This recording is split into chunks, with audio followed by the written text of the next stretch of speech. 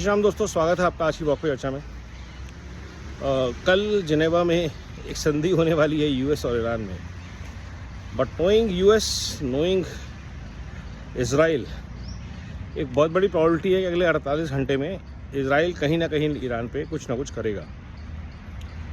US की deal क्यों हो रही है, क्या ऐसा अचीव कर लिया यूएस ने, ये समझने से समझ के परे है। हाँ, ये ज़रूर है कि जेरेड कश्नर और ट्रंप ऑर्गेनाइजेशन को कहीं ना कहीं डील में फ़ायदा हुआ है। वो तो खैर उन्होंने काफ़ी शेयर के उछाल में ग्राम में पैसा कमा लिया, बट 100% जैसा यूक्रेन में, जैसा गाज़ा में, वैसा ही मिडल ईस्ट में कोई ऐसी डील हुई है जिससे कि ट्रंप अंपायर को फ़ायदा होया है, इसलिए ये सीज़ फायर है। अदरवाइज़ कुछ ऐसा अचीवमेंट ट्रंप ने इस युद्ध से प्राप्त कर लिया हो वो दिखता तो नहीं है। हाँ, ईरान ने ज़रूर यूएस को धूल चुटाई है और उसकी सेलिब्रेशन दुनिया में, इस्लामिक वर्ल्ड में हो ही रही है। पाकिस्तान में तो सभाएं हो रही हैं इस चीज़ के लिए कि जिस तरह से ट्रंप को ईरान ने पलट के कूटा है। ये शायद पहली बार होगा कि यूएस की ग्लोबल वॉर में किसी इतनी जल्दी और इतनी ताकतवर शिकस्त हुई है, इतनी ज़ोरदार शिकस्त हुई है। अफ़गानिस्तान में भी यूएस 10-20 साल लड़ा, वियतनाम में भी लड़ा, कई सालों तक लड़ा।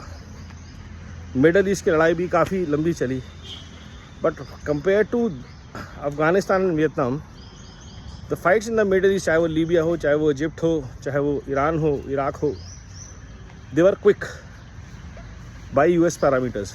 ईरान ने यहाँ पे यूएस को काफ़ी दिनों तक उलझा के रखा।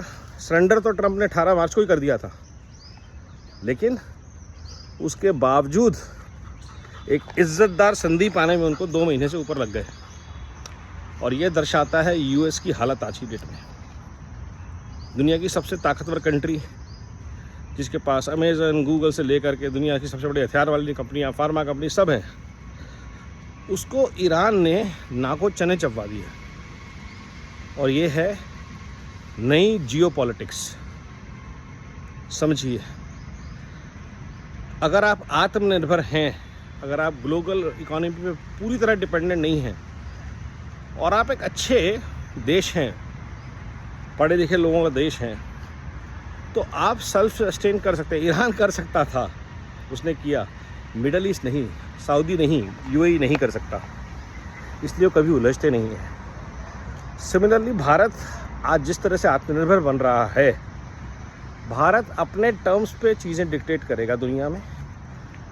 जहाँ पे भारत प्रथम की रणनीति और राजनीति दोनों होगी।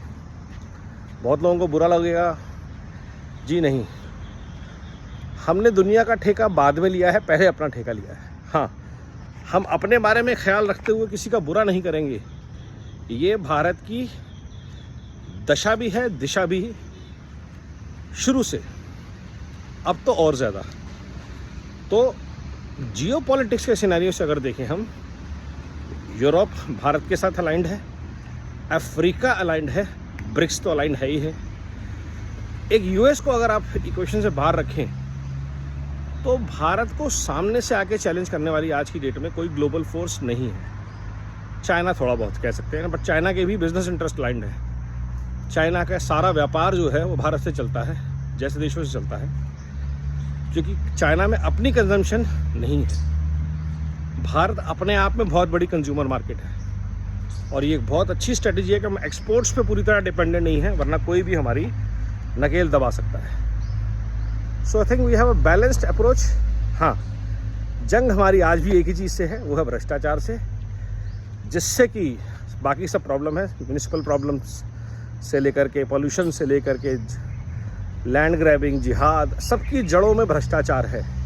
कोई कहीं पे पैसे खा रहा है तभी कोई घुसपैठिया आ रहा है, कोई कहीं पे पैसे खा रहा है तभी कोई फैक्ट्री से गंद मचा रहा है, कोई कहीं पे पैसे खा रहा है तभी कहीं पे पॉलीथीन का व्यापार चलता जा रहा है। तो भ्रष्टाचार पे अटैक हो जाए, भारत में बहुत बड़ा सर्जिकल स्ट्राइक या वॉर ही कह लीजिए, तो हम एक बहुत बेहतर राष्ट्र बन सकते हैं। नमो भारत।